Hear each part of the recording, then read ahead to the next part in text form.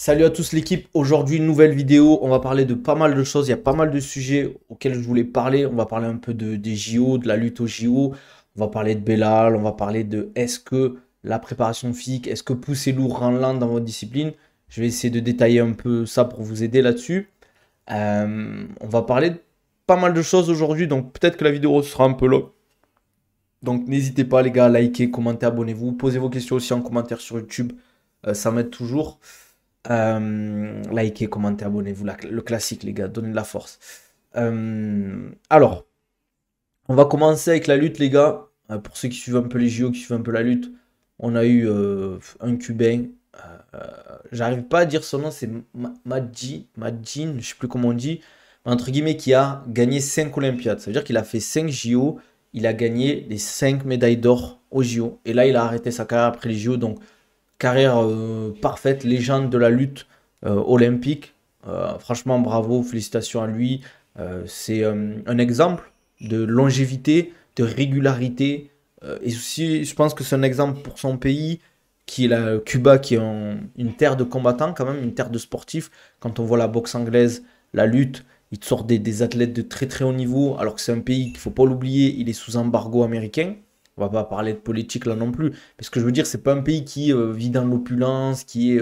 Voilà. Mais par contre, ils ont des capacités. Faudrait. Ça, c'est, tu vois, un truc que j'aimerais peut-être. Si quelqu'un peut m'aider. Pourquoi les Cubains, dans certaines choses, ils sont si bons? Par exemple, en médecine, ils ont de très bons médecins. En sport, ils ont de très bons sportifs. Alors que c'est un petit pays qui galère financièrement, les gars. La Cuba, c'est galère, les gars. Attention. Donc, voilà, il y a aussi Belal Mohamed, ça aussi, il faut en parler, les gars, qui souhaiterait défendre, enfin, monter en catégorie. Il veut faire deux défenses de titre et monter en catégorie. Sauf que comment dire, pour le moment, il faut qu'il batte Shafkat. Quand il battra Shafkat, on verra. Parce qu'après, ça peut bouger aussi dans la catégorie. Est-ce qu'Ousmane va revenir? À la limite, si il gagne, il fait deux défenses de ceinture et que Shafkat, par exemple, il domine et pareil, il refait une autre défense de ceinture et qui domine, je sais pas, Kamaru Usman ou Yann Gary, etc. Pour moi, en vrai, Yann Gary peut lui poser problème à Belal. Parce que la distance, il a un peu un style à la Adesanya, c'est un truc qui peut le gêner. Qui peut le gêner, attention, je dis pas qu'il peut gagner. Ça peut être compliqué. Ça peut être très très compliqué. Parce qu'après, honnêtement, je vois. Léon Edwards était très très fort. Attendez, il y a le focus qui est perdu. Léon Edwards était très très fort. Mais je pense qu'il n'était pas à son meilleur niveau ce soir-là, sans dénigrer la performance de Belal. Et je pense qu'il a un peu sous-estimé Belal Mohamed sur son striking. Je pense qu'ils n'ont pas assez respecté le niveau de Belal. Parce que le premier combat, c'était une grosse domination de la part de Léon Edwards. Et cette fois-ci, Léon Edwards, il reculait. Il avançait quasiment pas. Et pour ceux qui ont vu le premier combat Belal Mohamed contre Léon Edwards était beaucoup plus sur l'offensif, la pression, etc. Donc voilà. Moi, comme je dis, avant de pouvoir monter de catégorie, parce qu'il veut monter de catégorie pour prendre la double ceinture en 84, il faut pouvoir au moins avoir défendu 4 à 5 fois ta ceinture. Je vois pas l'intérêt de dire je fais deux défenses de ceinture et je monte, je sais pas ce que vous en pensez vous. Moi, j'ai pas envie d'avoir des champions pas incontestés, parce qu'il est incontesté, mais qui défendent une à deux fois et qui veulent monter pour prendre la double ceinture. Je trouve que c'est trop facile personnellement. Après, c'est mon avis. Euh, et aussi, on parlera aussi de préparation physique. Est-ce que pousser lourd rend lent? Pas du tout. Je vais direct mettre les pieds dans le plat ou les mains dans le plat. Pas du tout. Pousser lourd ne rend pas lent. Pourquoi? Je vous explique pourquoi. Quand vous allez pousser lourd, par exemple, vous faites un squat. On va parler d'un Ngannou après québécois. Quand vous faites un squat, par exemple, lourd, en fait, vous portez votre poids plus le poids de la barre. Et en fait, si vous y allez lentement pour monter, ça va être très difficile. Nerveusement, en fait, qu'est-ce qui fait que vous arrivez à monter cette barre? C'est que dans votre tête, vous avez une intention de pousser et d'aller vite. Mais vu que, bien évidemment, la charge est lourde, vous n'allez pas vite. Mais l'intention de vitesse y est. Si on vous enlève la barre avec la charge, quand vous allez faire le squat, vous allez pouvoir sauter super haut. Parce que d'habitude, vous avez l'habitude d'avoir 200 kg sur le dos, plus votre poids du corps. Donc vous avez potentiellement 280 à pousser. C'est pour ça que pousser lourd en lent, pas du tout. Au contraire, ça va vous rendre beaucoup plus puissant, beaucoup plus explosif. Donc voilà. Ceux qui disent oui, il faut pas mettre lourd, faut pas faire de la force, etc. Pas du tout. Il faut juste que ce soit bien paramétré. La force doit être paramétrée pour développer, si jamais, de la puissance. L'explosivité, c'est un peu plus difficile à développer. C'est plus la puissance, on va dire à l'intérieur, il y a de l'explosivité. Mais voilà. N'hésitez pas à clipper ça, les gars. Je pense que ça peut être important. Mais voilà, juste pour synthétiser, pousser lourd, ça va vous aider à être beaucoup plus explosif. Si quelqu'un peut clipper, ça serait top, les gars. Ngannou, cela va finir une minute, round 1, pas d'adversité. Le PFL est trop en dessous de l'UFC. Le PFL va essayer de faire monter la hype, mais on n'y croit pas. Je suis d'accord avec toi. Un poids lourd, comme dit MMB, il n'y a pas de vraie adversité, malheureusement. Après, on peut se tromper si Ngannou va perdre. Mais j'ai du mal à le voir perdre en MMA, je parle. Face à, même si son adversaire est solide globalement, mais l'UFC, PFL, ça n'a rien à voir. D'ailleurs, je vais juste avoir son dernier adversaire au prochain adversaire d'Ngannou. Il a pris un mec, je sais même pas qu'est-ce qu'il fait en poids lourd. Désolé, mais moi, quand je vois des mecs qui font 1m80, voire 85 en poids lourd, j'ai un peu du mal, quoi. J'ai un peu du mal. Le mec, il est petit, ça se voit juste qu'il fait pas l'effort sur la diète, mais pour moi, tu es un poids lourd, tu fais au moins minimum plus de 1m90, et il faut que tu fasses dans la vie de tous les jours entre 110 et 120 kilos, quoi. Débat intéressant, j'ai jamais vu un préparateur physique qui fait que pousser lourd pour sauter haut, ça sert à rien, justement, si tu veux sauter haut, vous s'entraîner à sauter, faire du spécifique entre autres. Alors, j'avais vu un préparateur physique qui dit que pousser lourd pour sauter haut, ça sert à rien, justement. Mais comment tu expliques que les sprinteurs, ils poussent lourd? Après, c'est toujours pareil. En fait, ça va dépendre, toujours pareil, de ta saison. Si tu es à 2 semaines d'une compétition, pousser lourd, sur des grosses amplitudes, ça va pas être intéressant. Tu verras les sprinteurs faire des quarts d'amplitude avec des charges très très lourdes. Mais, on va dire à 2 mois, 3 mois d'une compétition, tu les verras pousser lourd. En fait, je t'explique un truc. Si tu dis, oui, tu fais un sport, tu fais du saut en hauteur, tu veux apprendre à sauter haut, ben saute haut, fais des sauts à la préparation. Non, ça sert à rien. Pourquoi tu fais de la préparation physique? Va sauter, va sur la piste, va t'entraîner au saut en hauteur. La préparation physique, elle n'est pas là pour mimer les mouvements. Parce qu'il sait très bien le faire, sauter haut, l'athlète. Un athlète olympique, il sait sauter haut, il sait faire du saut en longueur, il sait sprinter. La préparation va servir à développer les qualités physiques qui vont lui permettre de sauter légèrement plus haut, légèrement plus loin. On parle de dixièmes, on parle de centimètres, on parle de ça en fait.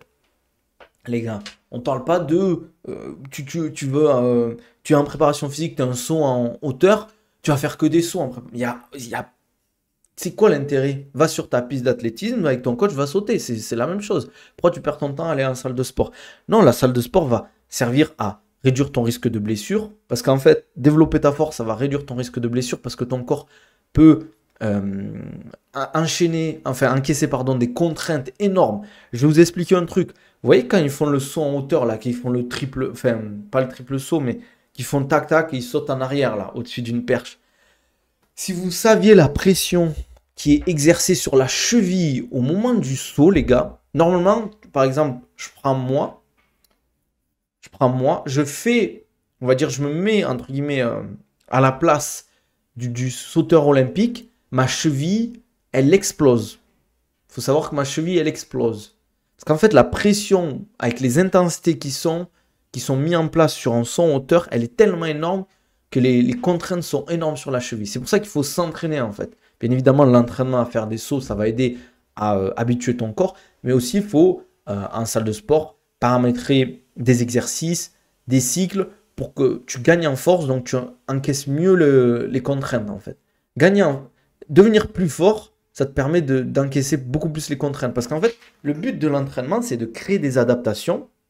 Ça veut dire de mettre en place une contrainte. Ton corps s'adapte pour encaisser la contrainte et que la prochaine fois qu'elle arrive, ce soit plus facile pour lui. Parce que le corps, il est naturellement fainéant. En fait, ce qu'il veut, c'est il veut faire le moins d'efforts possible, ton corps. C'est pour ça qu'un mec qui fait pas de sport, mais il aura une condition physique éclatée. Parce qu'il en a pas. En fait, ton corps, il va pas se fatiguer à faire des adaptations. Si dans la vie de tous les jours, tu es assis sur un bureau, tu bois du coca, tu manges de la merde. Il va se dire, waouh, Moi, le mec, il fait rien, pourquoi je vais me fatiguer? Tandis que si tu vas à la salle de sport, si tu vas t'entraîner, ton corps, il va dire, ouais, le mec, là, tous les jours, ouais, il me fait galérer. Donc, il faut que je m'adapte pour qu'à chaque fois que je fasse des séances, on va dire, je sois beaucoup plus fort et beaucoup plus à l'aise. C'est pour ça qu'au bout d'un moment, quand vous faites un entraînement, il ne faut pas que ce soit toujours le même. Au bout de peut-être 4, 6, 8, 12 semaines, il faut amener de la progression. Il faut nous-mêmes créer de la progression dans l'entraînement. Je te donne un exemple, tu fais ton squat à 80 kilos. Ok, c'est dur. Mais peut-être au bout de la sixième semaine, tu vas dire, allez, ben, vas-y, je mets 2,5 de chaque côté en plus. Ça va passer et ça va être la même perception de l'effort. Et là, ben, tu as progressé. Voilà, c'est ça. Ouais, fait frérot. Je sais que j'ai beaucoup parlé, mais c'est pour vous expliquer en fait l'intérêt de tout ça, en fait, l'intérêt de l'entraînement. Pourquoi on s'entraîne? Pourquoi on fait de la préparation physique? Des fois, j'ai eu affaire à des entraîneurs, souvent en athlétisme, hein. C'est pour ça qu'en athlétisme en France, il y a d'autres raisons. Je vais vous donner les trois raisons pour lesquelles en athlétisme on est claqué en France depuis pas mal d'années. Il y a la détection. On n'a pas, je pense, fait les efforts au niveau de la détection en France pour détecter les athlètes qui ont un potentiel là-dedans. Je le redis, mais en Chine, par exemple, ou en Russie, ce qu'ils font, c'est que dès le plus jeune âge, à l'école, ils font faire des tests aux enfants. Les enfants sont testés sur leur endurance, leur explosivité, leur coordination, leur vivacité. Et en fonction de là où ils sont le plus forts, plus à l'aise, ils vont les orienter vers des sports où ils vont le mec qui est très endurant, eh bien, ils vont le mettre sur des sports d'endurance. Le mec qui est explosif, ils vont le mettre sur l'haltérophilie, sur des sports explosifs, par exemple de la lutte, je sais pas. Le mec qui a une très bonne coordination, ils vont peut-être le mettre sur de la gym, de la danse, etc. Donc voilà. Et nous, on a peut-être je dis pas que c'est la bonne idée, mais je pense qu'on manque cette détection en France. On manque ce suivi. On manque ce suivi à ce niveau-là, au niveau du. Mince. En Europe, mais particulièrement en France à ce niveau-là, je pense qu'on a un mauvais suivi aussi sur le long terme, entre guillemets. Voilà. Euh, Qu'est-ce que je voulais dire d'autre?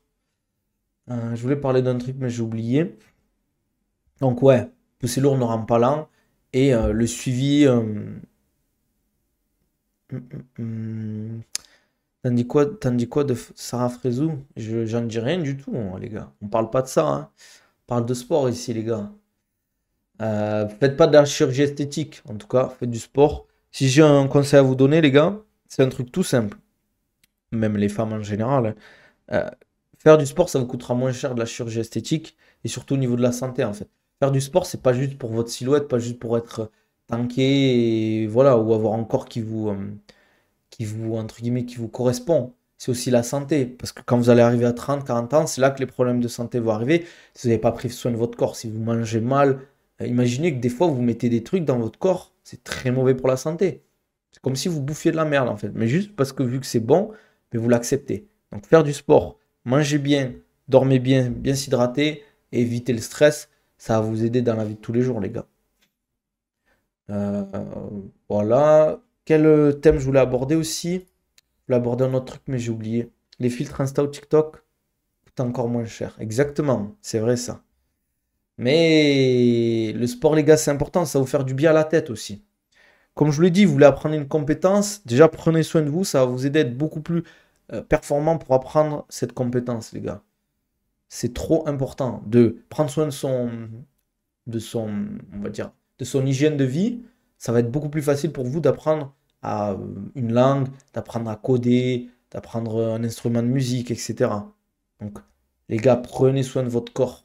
Prenez soin de votre corps. Pour moi, faire du sport, bien manger, bien dormir, c'est la base, les gars. Et si vous négligez un des trois, et il y a un peu souvent ce débat, oui, le pourcentage que tu dois mettre dans la nutrition, le pourcentage que tu dois mettre dans le sport. Il y a des gens qui vont te dire oui, c'est 80% nutrition, 20% sport. C'est de la merde, ça, les gars.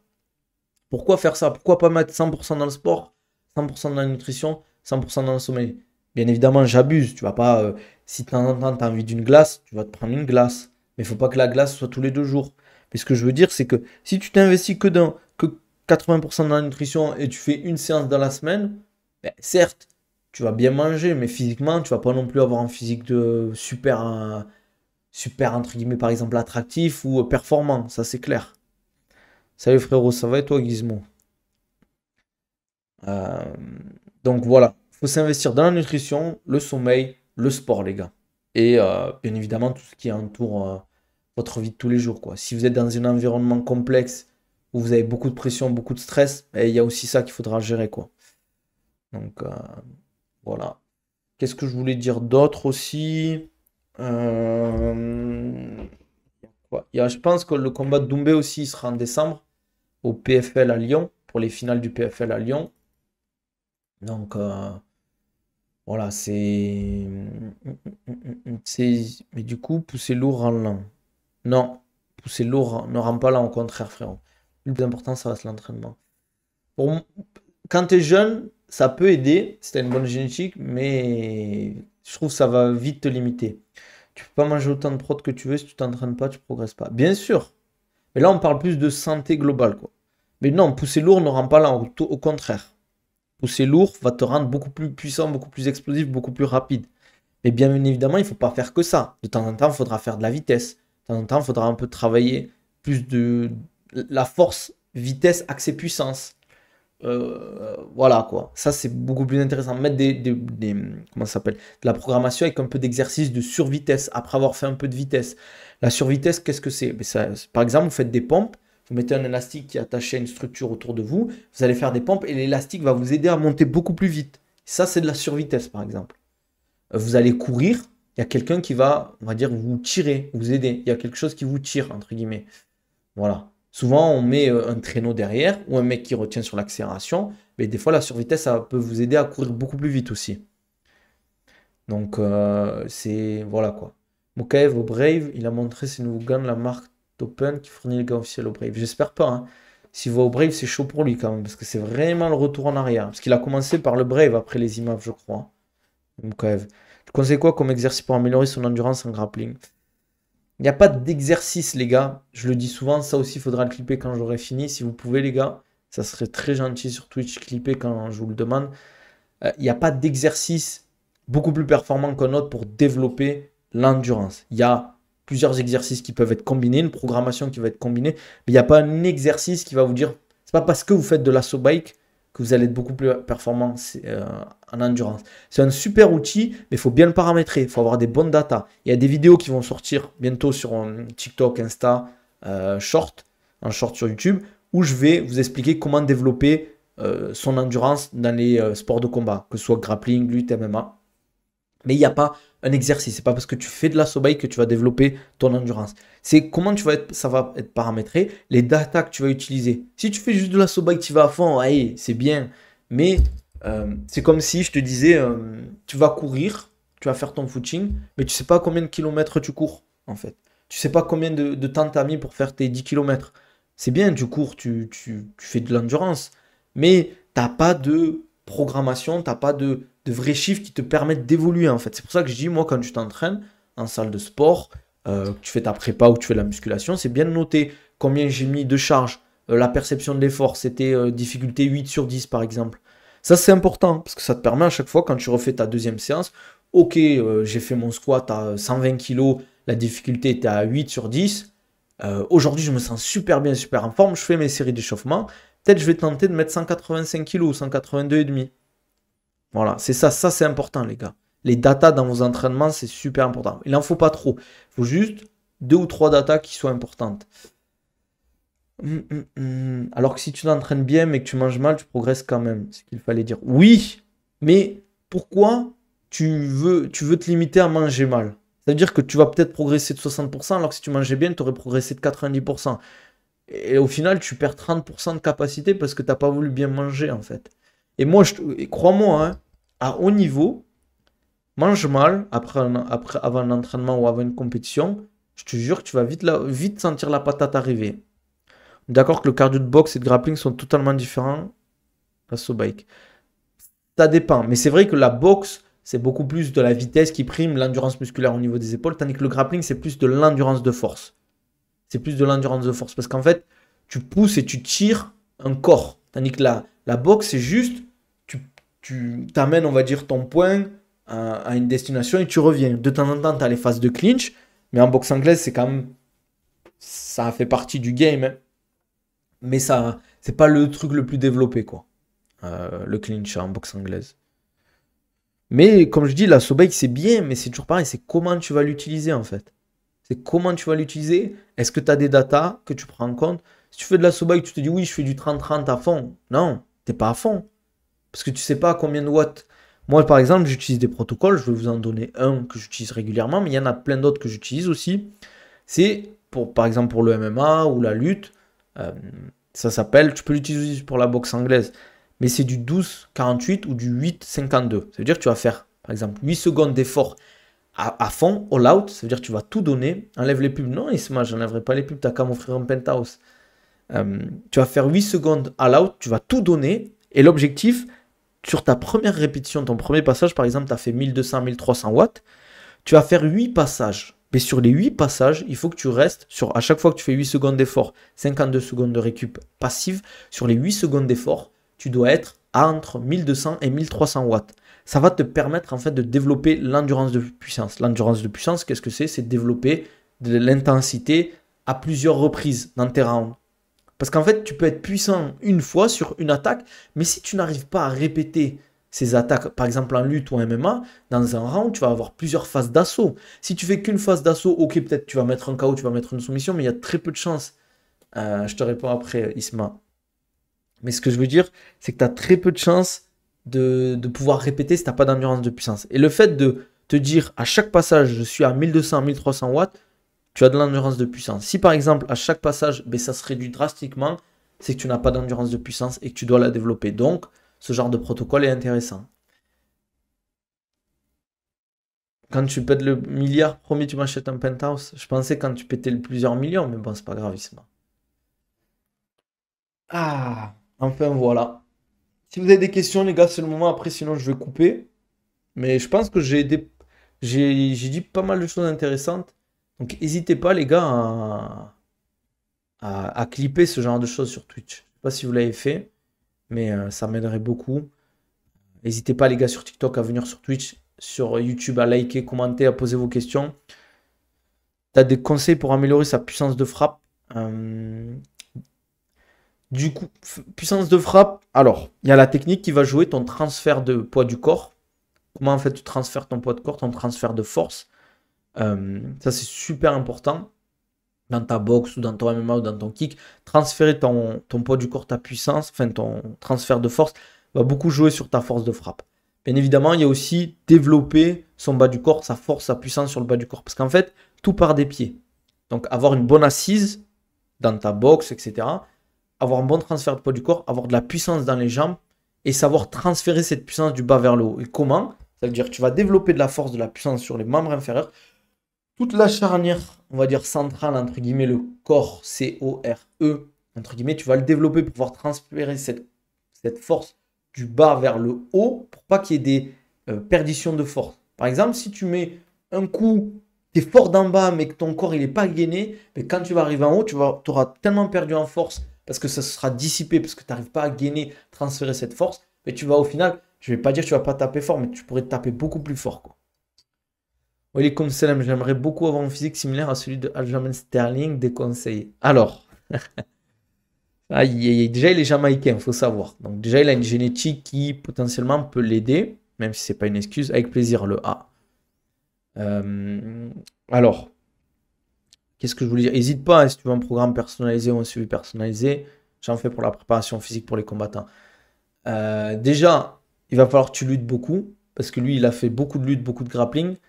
En général, si tu fais beaucoup de lutte, beaucoup de grappling, que tu as un top game assez fort, tu vas développer un physique assez fort, assez tracé, assez développé, parce que tu joues sur ton physique en fait. Il y a bien évidemment un entraînement sur des années. Euh, Sur des années, on va dire, c'est pas en 2 ans que tu vas développer le physique à Sterling. Après, les gars, faut le voir hors camp Sterling, comment il est, hein. C'est une anomalie. Peut-être qu'il y a du dopage, peut-être pas. Mais hors camp, enfin, il est dégueulasse. Mais ouais, il a un bide. Et il n'est pas tracé comme il est en camp. C'est ça qui est choquant, en fait. Ça me choque, moi. Parce qu'il a une hygiène de vie de fou, ce mec. Quand il n'est pas en camp, il boit, il fume. Je pense qu'il fait pas super attention à ce qu'il mange et tout. C'est la fiesta, quoi. Par contre, quand il est en camp, il doit se tuer. Donc c'est pour ça qu'il faut faire attention à quand vous voyez les mecs dans la cage, vous dites, ah ouais, il est tracé de fou et tout. Ouais, mais les gars, c'est dur à l'année d'être comme ça, hein. C'est très très dur à l'année d'être comme ça. Parce que ben, chacun a sa vie et tout, tu vois. Ça va dépendre de ta génétique, ça va dépendre du sport que tu fais, de l'implication que tu mets, entre guillemets. Donc voilà. Voilà, voilà. Non, moi je suis à Dubaï, moi.